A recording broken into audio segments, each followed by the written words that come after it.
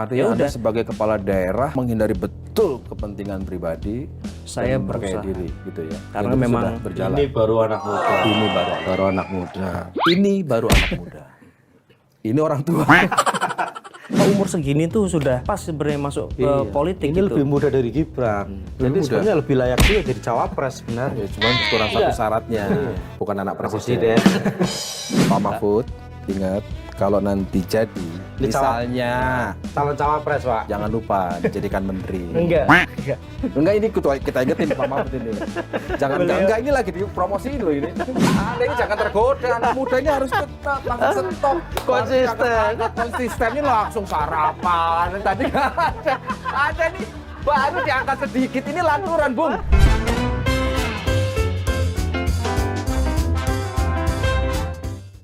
Ketemu lagi di lanturan, ngelanturnya pasti mudah-mudahan relevan. Kali ini tepuk tangan dulu, Mas.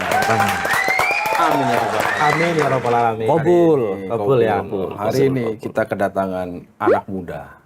Anak muda ya. Anak muda. Hari ini diksi anak muda itu ada di mana-mana. Di pencarian Google ada anak muda. Di hampir semua Google Trend. headline berita itu ada anak muda. Nah, anak muda ini yang disoal dan hari ini yang hadir adalah anak muda asli. Ya kan, kader PD Perjuangan, Muhammad Nur Arifin, Bupati Trenggalek, Jawa Timur. Sehat? Sehat. Alhamdulillah. Sehat terus. Lagi sibuk apa di Trenggalek? Trenggalek ya. Kok bisa datang ke Jakarta nggak izin ngomong Jawa? Bisa lah. Atau jangan-jangan semuanya lagi dikumpulin Mas. Oh iya, PDIP. ini lagi musim-musimnya orang semua kader kumpul Jakarta, standby, di karantina. Enggak, kebetulan besok juga ada undangan dari Kemenpora, acara Sumpah Pemuda. Jadi sekalian mampir. Sumpah Pemuda yang diundang anak muda. Jadi sebelumnya nggak pada sumpah, makanya bisa pindah. Kalau ini sumpah muda. Belum pindah loh, Mas. Iya. Belum pindah. Cak Ipin, Gimana Mas Egi? hari ini kan pasti mantau ya, mantau hari ini apa yang terjadi sebagai kader PD Perjuangan. Saya nggak mau bilang bagian dari yang sedang sakit hati, nggak mau lah. Tapi paling tidak kaget dengan proses. Karena itu kan ada kader yang namanya Gibran. Pasti kawan juga kan, sama-sama kader PD Perjuangan, sama-sama kepala daerah, sama-sama anak muda. Kalau boleh tahu, kira-kira waktu mendengar informasi bahwa pasti dideklarasikan, apa yang ada di benak pikiran seorang Cak Ipin? Ya saya menghargai setiap keputusan yang diambil, apalagi Mas Gibran ya. Sebelum ada pengumuman pun kita masih WA-WAan. WA-WAan. Jadi ya kita ngobrol gitu. Tapi satu hal yang mungkin saya sayangkan dari simpang siur yang ada ini, kemudian objektifikasi mungkin shocknya publik itu moncongnya diarahkannya ke diksi mudanya. Nah itu yang saya nggak mau teman-teman muda, kemudian kaum Gen Z dan segala macam itu kecipratan di situ. Artinya stigma negatif ya, ya, artinya sebenarnya kan mau muda mau tua itu relatif, karena usia kamu bisa muda tapi umur nggak ada yang tahu. Ya Gus Takim mungkin bisa lebih tua dari saya tapi umurnya mungkin bisa lebih panjang dari saya. Memang lebih tua itu pasti.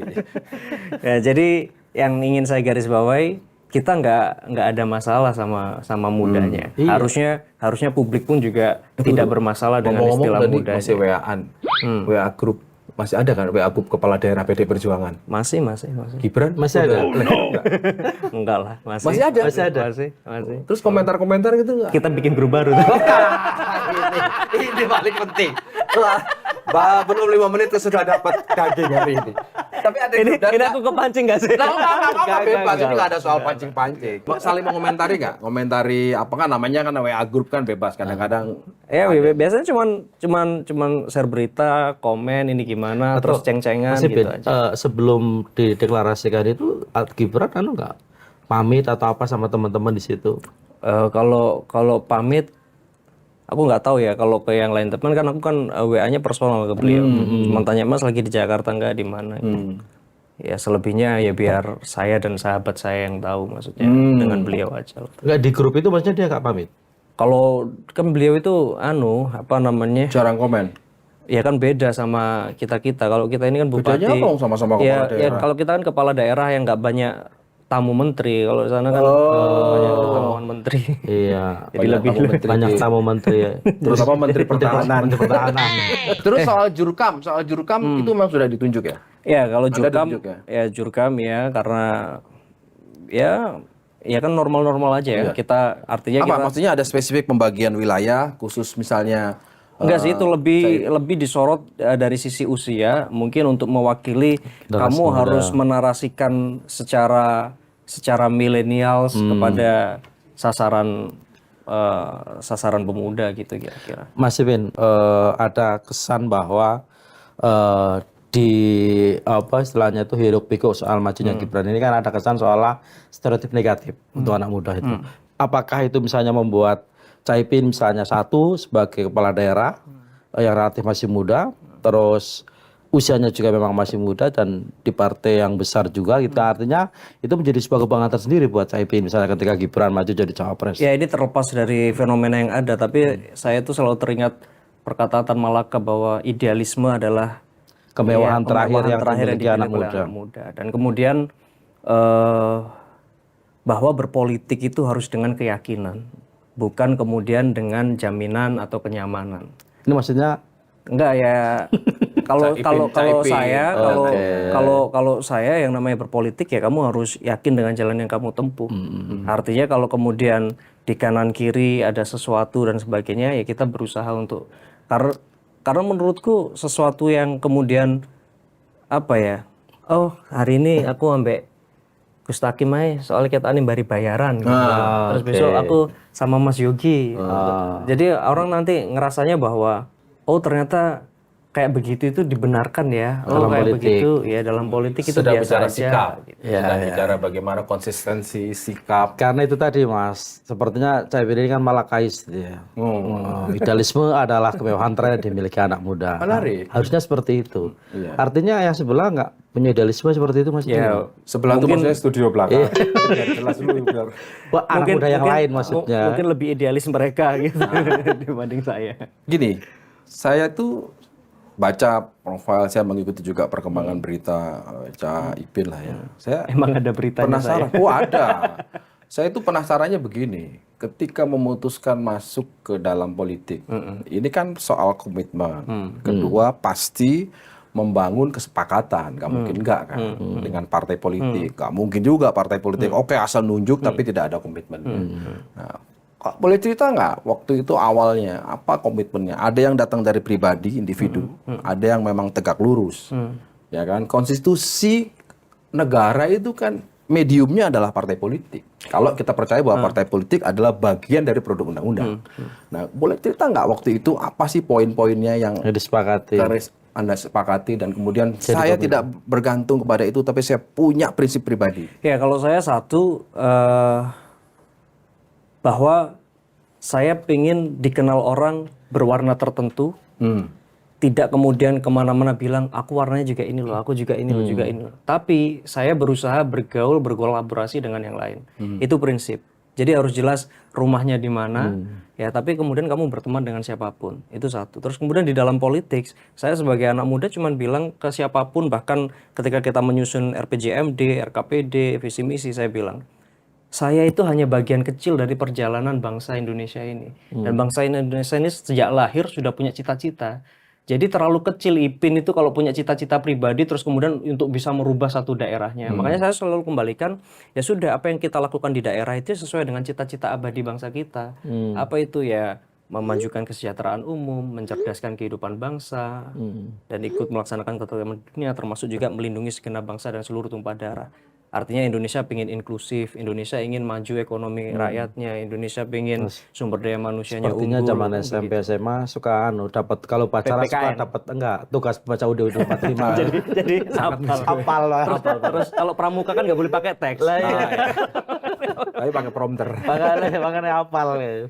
Ya jadi itu dan ya menurutku aku cuman itu aja. Dan kalau ada yang tanya terus bagaimana kalau partai punya kepentingan yang berbeda dengan kepentingan rakyat? Itu poin saya tadi. Ya tentu. Saya contoh ini test case.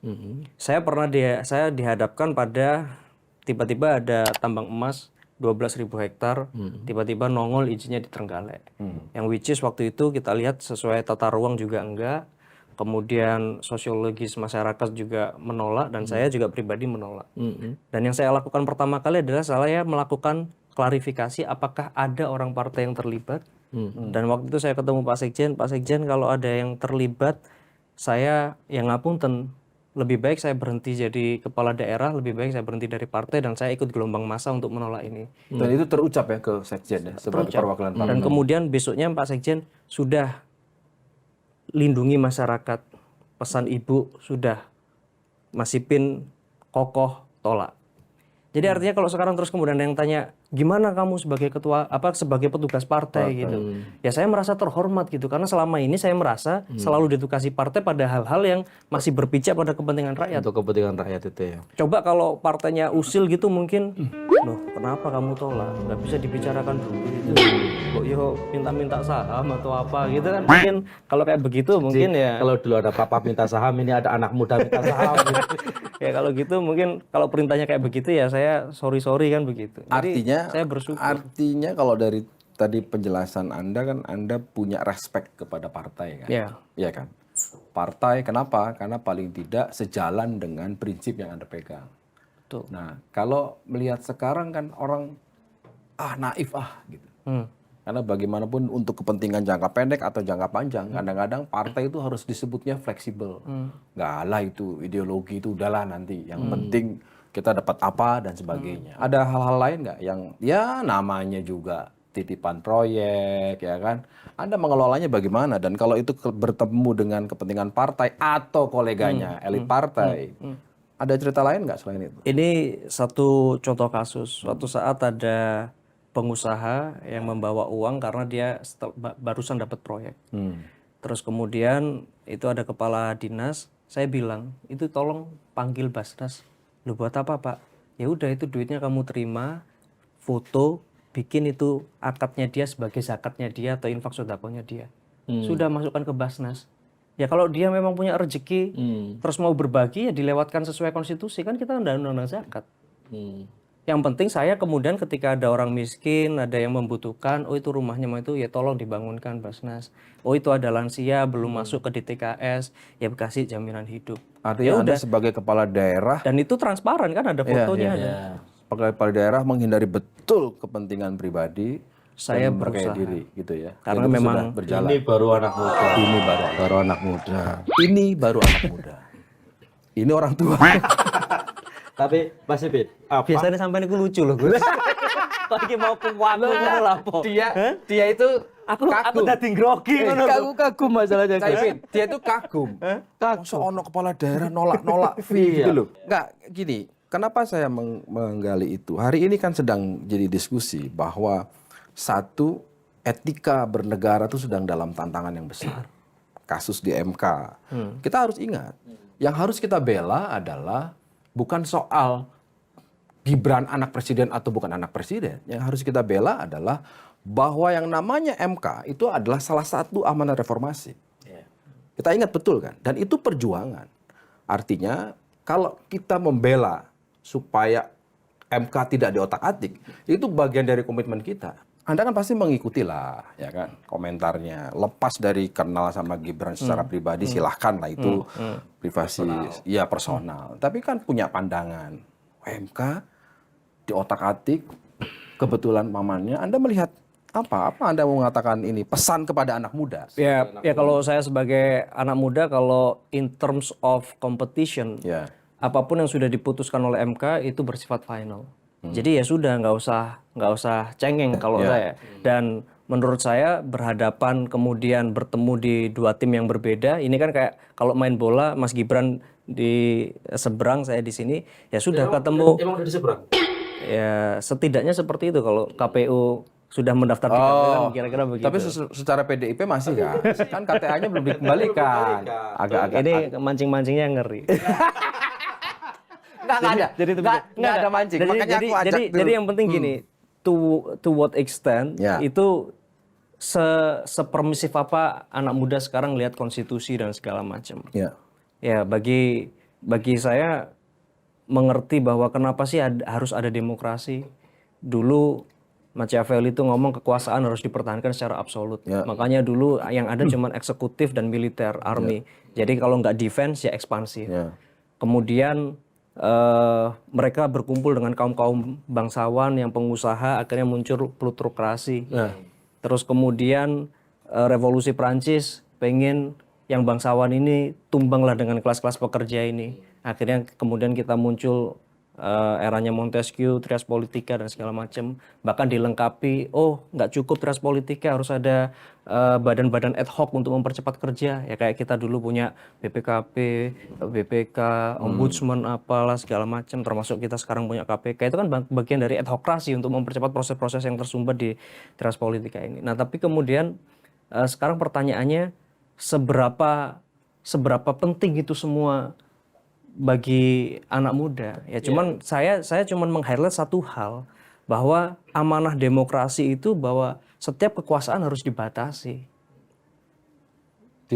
Dibatasi periodenya, dibatasi aturannya dan segala macam. Dan maksud saya rule of the game itu adalah dalam rangka bahwa kemudian menghambat ada satu golongan tertentu yang kemudian memiliki kekuasaan yang terlalu absolut, sehingga kemudian kalau memiliki satu intensi yang baik. Caca, Anda ini otentik begini atau belajar dulu sebelum ke sini? Otentik ya? Google. Oh, Google. Enggak, soalnya gini, untuk ukuran anak muda, ya kan, bahasanya kan paling tidak saya khawatir, namanya juga mau syuting ya kan, belajar dulu. Kira-kira gini, untuk memudahkan apa yang Anda sampaikan tadi, kira-kira Anda praktekkan sehari-hari sebagai kepala daerah. Yang Mas Ipin tadi sampaikan, apakah tanda-tanda itu Anda sudah melihat bahwa ada upaya untuk mengumpulkan kekuasaan di satu tangan, ya melampaui batas-batas konstitusi? Iya kan, kehadiran Gus Takim sama Mas Yogi kan dalam rangka kemudian mengkoreksi ekses-ekses itu. Nggak cuma saya, bareng-bareng ya, termasuk kan sekarang apa yang kita lakukan sebagai kepala daerah dilihat di media sosial. Ya kan, kemudian setiap orang bisa lapor apapun yang sedang dihadapi. Karena saya selalu ngomong bahwa ya kalau saya di ruang hampa sendirian gitu bisa berlaku apapun, nggak ada orang yang tahu gitu. Tapi kan kalau kemudian dikontrol kan, aduh mau melakukan gini ada Mas Yogi, mau begini ada Mas Takim, ya fungsinya itu sebenarnya. Mas Ipin, sebenarnya kan tidak ada problem dengan selama ini ya, tidak ada problem dengan representasi anak muda dalam politik sebenarnya. Tapi menurut Mas Ipin, kenapa sekarang sebutan anak muda di representasi politik misalnya itu menjadi seperti minor? Ya makanya fokusnya sebenarnya jangan sama muda atau nggak mudanya, tetapi kemudian itu tadi. Kalau konstitusi saya bukan ahli hukum ya, jadi silakan yang ahli-ahli konstitusi itu kemudian berkomentar terhadap itu. Tapi yang saya pengen ketika hadir di sini bareng panjenengan semua itu, saya cuma pengen anak muda belajar dari pengalaman ini. Apa yang harus dipelajari dari peristiwa ini? Ya, yang perlu dipelajari dari peristiwa ini adalah ternyata setiap tindakan itu ada konsekuensinya. Terus kemudian kedua, bahwa semudah-mudahnya kamu dapat privilege gitu ya, semudah-mudahnya kamu dapat privilege, semudah-mudahnya kamu dapat sesuatu yang itu menguntungkan kamu di sisi pihak, itu kamu juga harus ngukur, ini harus aku ambil apa enggak gitu kira-kira. Karena diri ya. Karena ternyata setiap tindakanmu itu, apalagi kalau kemudian kamu sudah berada di piramida yang kemudian semakin lama semakin tinggi, itu impact ke bawahnya banyak. Apalagi kita sudah dilihat banyak orang, kemudian kita menjadi standar, aku memimpikan menjadi anak muda yang seperti itu dan sebagainya. Dan menurutku ini pelajaran, dan pelajaran itu kan nggak harus kita belajar dari yang baik-baik aja, dari yang kurang-kurang baik pun kan kita juga bisa ambil hikmah dari situ. Jadi menurutku kalau sekarang saya sebagai anak muda ngeliat situasi kayak begini, udah diskusinya bukan lagi muda nggak mampu nggak apa, ya sudah adu kompetensi aja. Lintas generasi. Adu kompetensi, kalau aturannya fair, terus lapangannya juga fair, wasitnya juga fair sih nggak ada persoalan itu loh. Yang dijadikan persoalan sebagai orang kan karena dianggap ada unfairness di sini. Ya, exactly. Makanya terus kemudian serangannya jangan kemudian Anak oh muda. masih kecil, masih itu gitu loh. Kasihan anak-anak muda yang lain kecipratan-kecipratan gitu. Jadi sekarang sebenarnya ya satu, ya political awareness-nya ditingkatkan. Jadi apa sih sebenarnya republik, apa sih sebenarnya demokrasi? Ya sehingga kemudian biar anak muda itu dengan sadar, conscious untuk melakukan satu political participation gitu. Nah yang terakhir, biar anak muda nggak apa istilahnya kecengklak gitu, ya kita konstitusi ini harus kemudian kokoh sebagai sebuah political assurance gitu, sebagai satu garansi bahwa yang namanya konstitusi ya sudah rule of the game-nya itu gini, jangan tiba-tiba begitu kita mau main nih katanya kalau kuda jalannya L, ternyata bisa jalan U lah kan gitu kan kaget kita. Kayak siapa ya? Contohnya kira-kira siapa yang kayak gitu? Ya, Makanya harusnya ya ini Gus Takim tadi, ya kan? Emang Tadi kita katanya ngomongnya santai terus tiba-tiba serius itu kan? Iya, Itu kan nggak sesuai sama rule of the game kita makanya tadi. pakai contohnya kuda. Lah, iya. Nggak berani ngomong ya harusnya namanya wali karena- kota ya paling karena nggak jadi kalau- gubernur dulu gitu. Enggak, kalau benteng kan jalannya Kuda Mas, bukan Kalau banteng. kuda Oh kuda. Oh pakai contohnya kuda. Kuda. Ya? Pinter juga. Iya. Nggak gini. Saya mau lihat Yang suka kuda siapa sih? yang naik kuda. Ya nggak usah sebut bilang. Nggak, saya mau bilangnya begini. Kan kira-kira ya kalau yang apa Anda sampaikan itu kan pasti salah satu. Pembelajarannya kan ketika Anda diterpa di partai politik. Dengan ideologi yang mungkin menurut saya sebelum Anda bergabung dengan PDI Perjuangan Anda sudah punya sandaran ideologi. Kebetulan cocok ketemu. Nah, saya mau tahu punya pengalaman apa? pengalaman apa dengan Diuji ideologimu. Iya dong, dengan ketua umum terutama dalam konteks ya ketua umum. Kenapa saya sebut ketua umum? Karena bagaimanapun simbol ketua umum itu menjadi penting. Interaksinya kepada Anda anak muda yang menurut saya terlalu jauh itu boleh nggak cerita supaya kita tahu semua nih Ya, bagaimana mentoringnya, bagaimana interaksinya, pernah ditegur dan sebagainya. Mungkin godaan loyalitas terbesar saya ketika Pilgub tahun lalu ya, karena waktu itu saya bersama Mas Emil kan bareng-bareng di PDI, terus kemudian kita dapat apresiasi yang begitu besar dari masyarakat Trenggalek dan orang menaruh harapan kepada Dwi Tunggal ini gitu. Waktu itu beliau dilantik usia 31 tahun, saya 25 tahun gitu kan. Banyak harapan, terus kemudian tiba-tiba beliau maju menggunakan haknya untuk maju melalui partai lain. Ya di situ kan kemudian saya diuji. Di satu sisi kalau Mas Emil menang saya jadi bupati, tapi di sisi lain saya punya kewajiban bahwa saya memiliki penugasan untuk kemudian memenangkan calon dari partai yang memang saya sebagai kader di dalamnya. Nah itu kan nggak mudah. Dan seberapapun keras orang nggak tahu, seberapapun keras saya berkeliling, seberapapun banyak dalam tanda kutip uang pribadi kita untuk kemudian dikerjakan untuk gotong royong dan segala macam. Tapi kan tetap aja selalu akan ada kecurigaan itu. Tapi kan biar waktu yang kemudian menjawab. Dan di satu momen coba itu mana wakilnya Emil tuh berdiri. Itu di dalam forum. Mega, di dalam forum. Ibu Mega ya. Iya, Ibu Mega berdiri. Coba itu lihat anak muda itu bla bla bla bla bla bla. Nah, saya mendapatkan perkataan begitu tuh pulang itu seneng gitu. Wih, Bu Mega notice aku loh gitu. Ya kan selama ini aku kader apa gitu. Sampai ke level katakanlah ke level sekjen aja mungkin ya sekjen taunya ya cuma tanda tangan rekom gitu aja kan, tapi nggak deket nggak apa. Tapi seorang Ibu Mega itu di notice. forum yang Di forum lengkap 3 pilar kita sebutnya. Jadi eksekutif, legislatif, struktur partai. Itu kumpul di situ karena waktu itu itu konsolidasi. wakilnya Iya. Emil gitu ya? Iya. Bisa bagaimana apa itu kalimat anak? tempatnya gimana? Ya nggak usah lah ya. Gemeteran Tapi, nggak? ya? Agak gemeteran dong. Ya Di gemeternya itu satu saya jadi terpacu, terus kemudian kedua, wih Bu Mega ternyata notice Dan aku forum-forum loh, itu gitu. sering dilakukan Bu Mega ya? Artinya Iya kepala daerah ya? dan Bu Mega itu kan kalau saya sebut saya sering diskusi sama ibu saya gitu. Saya ngeliat Bu Mega itu kayak sosok seperti ibu saya yang karena bapak saya sudah meninggal, jadi yang keramat di rumah itu ya tinggal ibu saya kandung. Kalau di partai ibu saya Ibu Megawati. Jadi kultur ibu Jawa itu mengutarakan sayang dengan men-challenge anaknya. Oke. Jadi saya itu nggak pernah mendengar dari mulut ibu saya, "Le, ibu iki tresno sayang karo awakmu." Enggak. Tapi yang disampaikan dhisik lho, ibu iki gak duwe ngene, gak duwe ngono, tapi ibu semangatnya begini, kamu sudah ada ini itu enggak. Itu. Enggak, soalnya beredar. Beredar Sama apa? Mas Gibran itu pernah ditegur secara langsung oleh Ibu Mega. Di forum kepala Forum daerah kepala daerah PD Perjuangan. Kapan ya? Ya sekitar 2 bulan yang lalu lah dikumpulkan.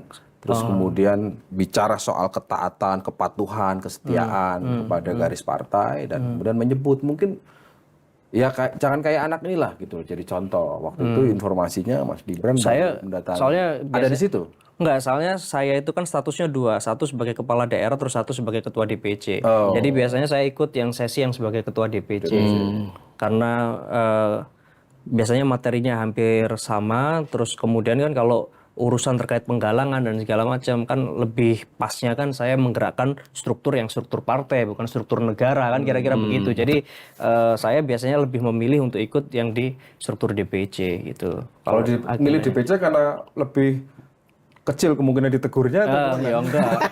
Waktu yang jadi biasa kayak waktu yang di DPC itu kalau nggak salah ibu pun juga tanya, "Ayo, perintah ibu sudah dijalankan belum?" Ibu itu kan minta satu kita diversifikasi pangan, menanam tanaman pengganti beras.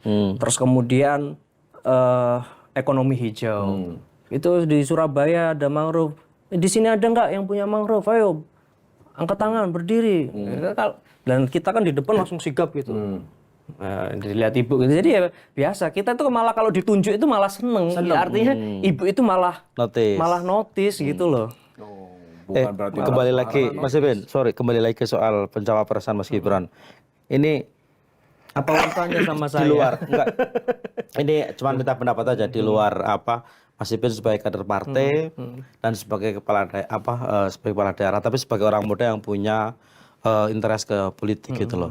Menurut Mas Ibin, pencawapresan Mas Gibran ini apakah sesuatu yang positif misalnya untuk anak muda dalam konteks politik misalnya, atau justru sebaliknya jadi bumerang? Kalau dilihat lengkap ya dengan segala keseluruhan prosesnya ya, bukan hanya anak muda, tapi ini kan kita ngelihat dengan prosesnya, ada MK dan sebagainya gitu. Ya kalau seandainya kemudian rules itu sebelumnya dibahas oleh eksekutif dan legislatif jauh-jauh hari, kemunculan calon-calon muda itu artinya ada bagaimana ada demokrasi yang kemudian kokoh dan di dalamnya juga menjadi bibit pencarian talent-talent terbaik untuk kemudian masa depan Indonesia ke depan. Nah, Kalau itu ada masa depan di kancah politik bagi anak muda itu kan kuncinya. Sebatas semuanya memang berjalan sesuai alami. dengan the rule of game-nya itu kan.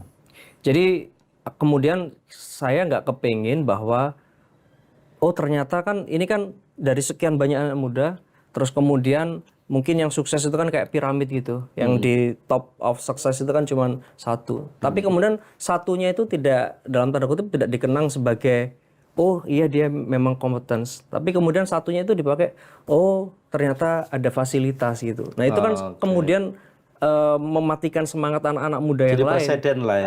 Ada presiden seperti itu. Nah itu yang saya nggak mau. Makanya sekarang isunya aku pengen clear bahwa aku seneng kalau ada orang yang menaruh apresiasi kepada Mas Gibran gitu ya. Karena dulu saya waktu pertama kali ketemu beliau, itu acaranya BMI di Jakarta, beliau itu sempat bisik-bisik, "Lah iya aku di Solo katanya terlalu muda, ternyata ini awakmu ya Mas yang lebih muda gitu."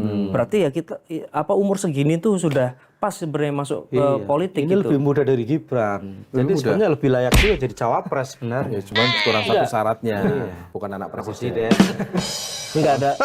Makanya dalam hal ini jangan kemudian diskursusnya itu diarahkan kepada bahwa muda itu inkompeten dan segala macam. Jangan begitu. Tetapi kemudian sekarang ya berarti kita ada PR, yaitu tadi political awareness and education-nya harus ditingkatkan gitu. Bahwa Dan kita paham taat asas dan konstitusi itu kan. iya itu jadi sebagai bentuk dari political assurance tadi, sehingga apapun nanti yang terpilih dan segala macam itu legitimate, orang trust. Karena begini, kan ini sebenarnya urusan maju tidaknya sebuah bangsa itu masuk diletakkan kepada sekedar 2 orang presiden, wakil presiden. Kan enggak. Tapi presiden, wakil presiden itu punya tugas untuk kemudian menggerakkan semua sumber daya bangsa. Nah, orang tergerak itu kan karena satu, persuasif. Artinya dia punya energi, punya passion untuk meyakinkan. Organik. Kedua, ya trust. Orang itu dipercaya. Nah, Karena kalau ada kemudian legitimasi itu. karena kalau kemudian prosesnya orang legitimate. mencurigai, nggak percaya, meskipun nanti kemudian menang jadi, kira-kira bisa bergerak nggak ini semua komponen bangsa?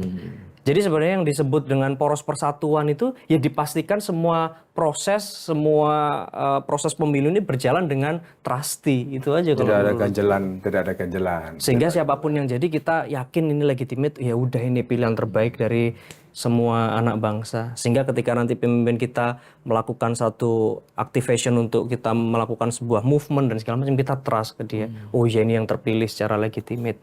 Tapi dengan situasi politik kemarin masih trust kan sama semua. Iya kan, sekarang kita kembalikan orang semuanya sudah daftar dan sudah diterima kan Otomatis pendaftarannya. kita terima apa adanya 3 paslon gitu kan. Belum ditetapkan.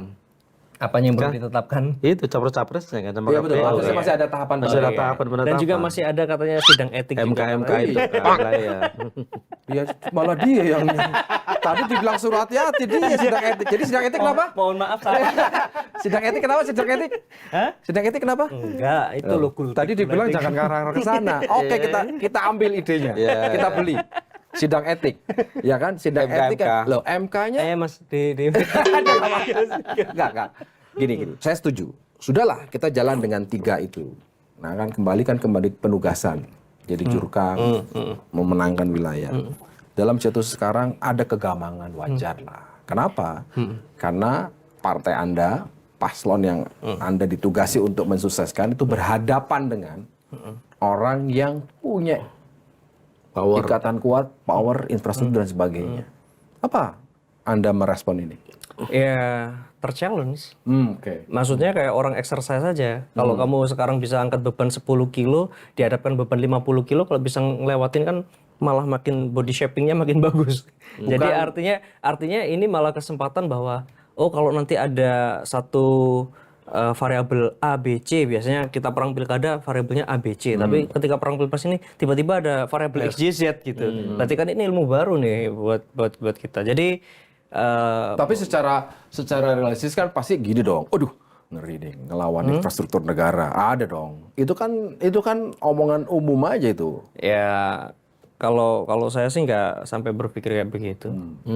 Jadi Artinya aku Anda di bawah masih aja. percaya Ya, bahwa- karena proses demokrasi itu kan berhadap-hadapan, berlawan-lawanan, belum tentu bermusuhan kan begitu. Ini penting nih. Itu. Jadi kita Berhadapan-hadapan belum berhadapan belum bermusuhan. tentu bermusuhan. Tapi nggak ngomong-ngomongan. Iya. Topo bisu. Kan dia yang bilang topo bisu. Sekarang dia sendiri. Artinya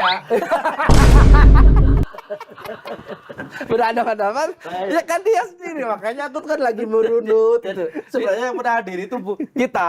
Dia malah Kita tuh menjaga posisi Bupati Trenggalek gitu kan, supaya nggak salah-salah. Ternyata dia ngomong sendiri topo bisu.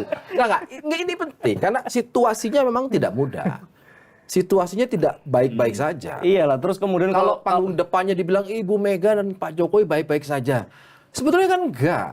Ada kegamangan, ada kekecewaan. ya kalaupun terus kemudian nggak baik-baik aja, terus kemudian kita terus nggak ngapa-ngapain juga buat apa gitu. Jadi kalau kita sekarang ya apapun yang dihadapin ya kalau airnya tenang ya kita berenang. Kalau ombaknya tinggi ya kita surfing. Udah gitu aja. Dan itu kira-kira semua kader PD Perjuangan yang kepala daerah sama nggak pikirannya? Bayangan dari sisi obrolan lah, saya nggak. Ya saya ketemu satu dua dan mereka tetap enjoy, tetap semangat. Kayak kemarin ketemu Gresik, saya sering ketemu juga Kediri. Besok mungkin ketemu sama Darmas Raya. Ya asik teman-teman saling Mereka dari awal begitu ngelihat pasangan ini kan dua sisi mata uang nih, pasangan Ganjar dan Prof Mahfud. Paling tidak Anda lah ada optimisme, ada keraguan. Ya tadi bahwa saya percaya bahwa tugas dari presiden dan wakil presiden itu tidak menyelesaikan seluruh masalah bangsa, tetapi bisa menggerakkan seluruh komponen bangsa untuk membangun bangsa bersama-sama. Dan Pak Mahfud itu mewakili citra trust.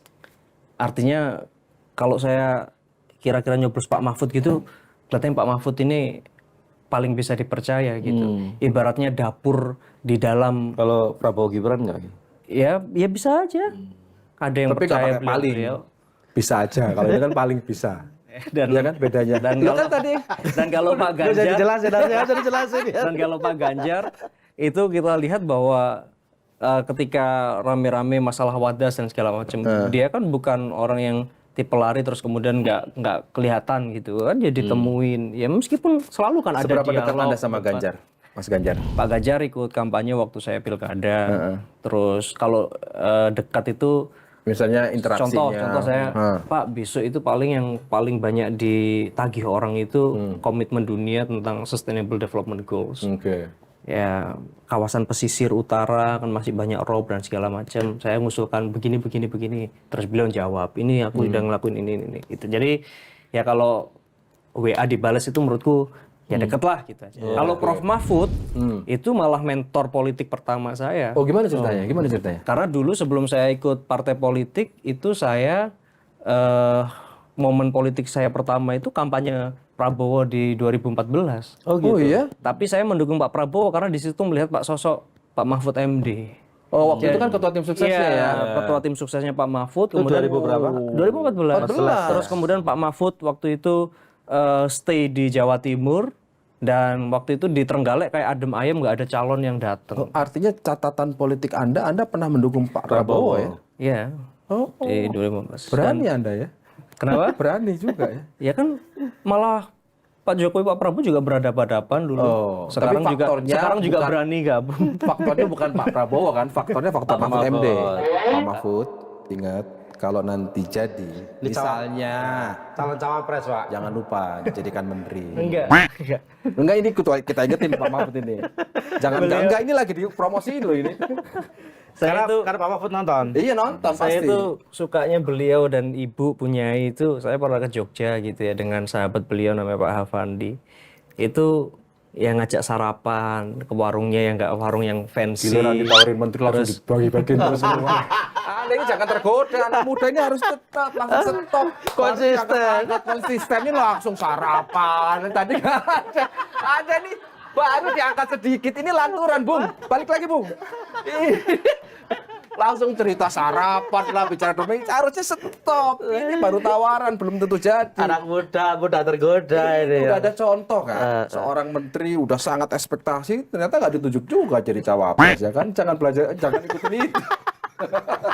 Kurang apa coba udah bikinin Piala Dunia, udah bikinin stadion, U17. U17. ternyata nggak Kenapa ditunjuk. kemarin tak iyain ke sini? Ini nggak menyelesaikan masalah. Lupakan. Ini kita murni hubungan relasikan penting kan. Bahwa ternyata ada anak muda yang secara usia jauh lah dengan Pak Mahfud ternyata punya hubungan interaksi ada yang cukup bonding baik, lah. ada bonding dan pembelajarannya kan selalu ada transfer knowledge, ada hal-hal yang memang kita nggak pernah tahu di sekolah, di buku nggak ada. Ternyata Anda dapatkan dari seorang Mahfud MD. Itu juga yang membuat Anda waktu itu berpikir mendukung. Prabowo. Nggak salah, soal dukungan itu kan bagian dari ekspresi politik gitu kan. Hari ini juga yang kemudian kita sampaikan apa yang terjadi di... Kenapa saya selalu menyebut Mas Gibran? Karena konteksnya adalah kader PD Perjuangan dan Anda sama-sama anak muda PD Perjuangan. Sehingga kita Nggak bisa butuh dihindari. gambaran itu. Emang masih?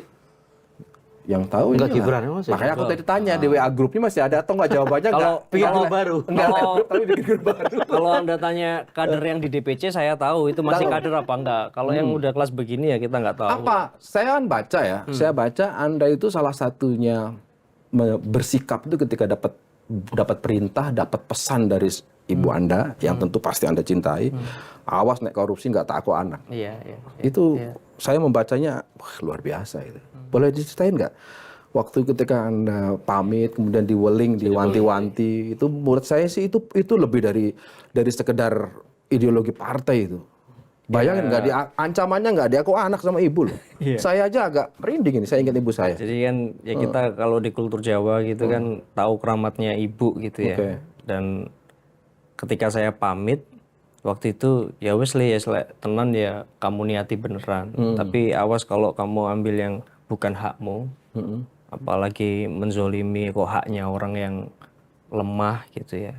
kata aku anak gitu. Karena ya memang mungkin kalau adik-adik saya tumbuh ketika bapak almarhum dan ibu itu sudah berprogres secara ekonomi lumayan gitu. Tapi kalau saya tuh masih ngalami ibu jualan kacang, saya itu bungkusin pakai lilin gitu, ngerentengi, ngelet gitu, ngerenteng. Terus bapak masih bawa becaknya ngantar ke pasar di Surabaya itu ada pasar Wonokromo.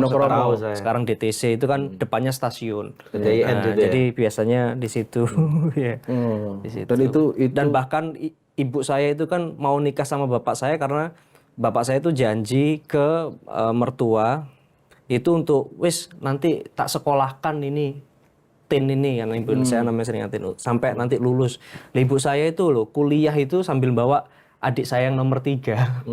Jadi saking maksudnya berproses akhirnya ibu sampai punya kesempatan kuliah itu setelah punya anak ketiga.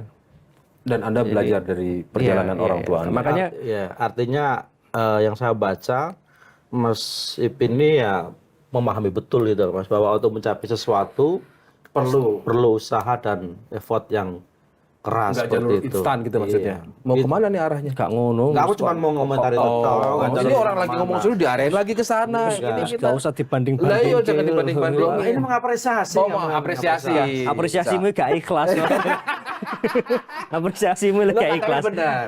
Ada pelajaran ada pelajaran penting betul bahwa untuk meraih sesuatu itu ada proses. Makanya tadi saya bilang, saya makin yakin bahwa yang membuat Anda sampai sekarang ini adalah bukan soal garis partai, bukan ideologi. Anda baca Tan Malaka, Anda baca Soekarno dan sebagainya, semuanya bagus.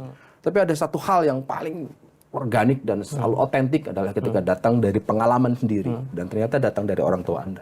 Dan saya kesini aja tadi pamit ibu, dan ibu pesannya apa? Dijaga lisannya gitu.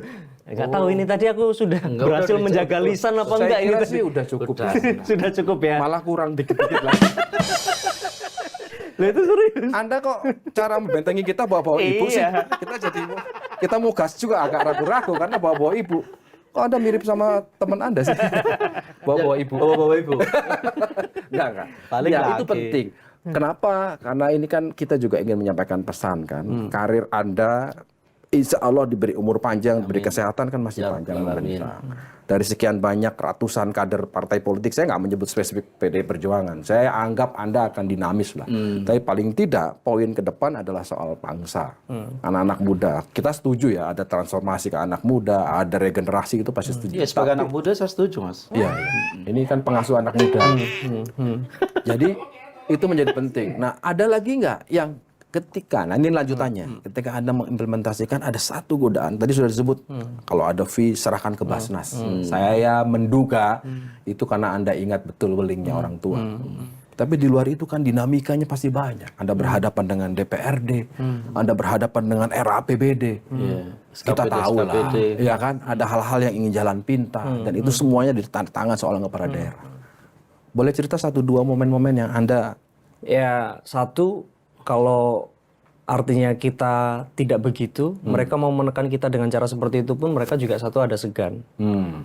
Terus kemudian kedua, dari sisi aturan, kalau kita memang strict kepada RPJMD-nya, di RKPD harus ngikut RPJMD, ya tolak aja kegiatan-kegiatan yang memang nggak sesuai sama RPJMD. Dan sejak zaman saya itu membuatkan satu username untuk semua pengusul. Jadi nggak ada lagi yang namanya anggaran siluman yang tiba-tiba muncul ketika pembahasan APBD dan segala macam. Jadi ketika menginput itu ketahuan, oh jalan ini diusulkan sama ini, tanggalnya sekian, proposalnya ini gitu. Jadi orang tahu gitu. Secara terbuka, oh ini teknokratis, oh ini teknokratis bupati. Bupati dari mana? Oh bupati karena nginep di desa, ketemu Mbah Lurah, ketemu Pak Kasun, butuh ini, butuh itu. Ya saya bawa proposalnya. Jadi nggak ada yang namanya dalam tanda kutip anggaran siluman. Bahkan kemudian untuk memastikan inklusivitas, kita di Trenggalek itu punya yang namanya musyawarah khusus untuk perempuan, anak, kelompok rentan, difabel. Yang banyak dihadapi kepala daerah Itu kan semua kepala daerah dari PDIP seperti itu. Enggak, itu satu eksekutif order yang pertama kali saya tanda tangani untuk menyelenggarakan itu karena saya pengen inklusif. Terus kedua ya untuk bentengi saya juga kan gitu.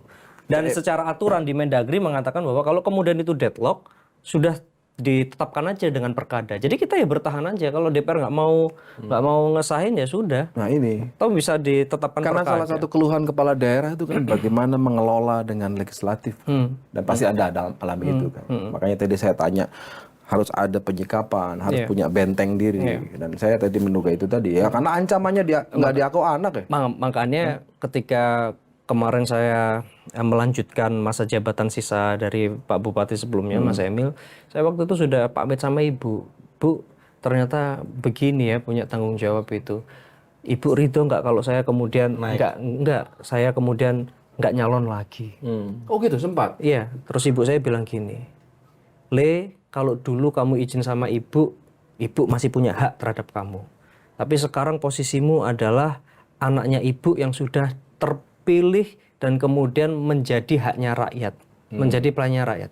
Jadi lanjut atau tidaknya kamu tergantung rakyat. Ini kebalikannya dengan cerita yang beredar sekarang. Ada anak muda yang menjadi pemimpin, kalau ini justru pamit, Bu, ridho atau enggak. Ya kan? Ketemu lagi di Lanturan minggu depan. Terima kasih.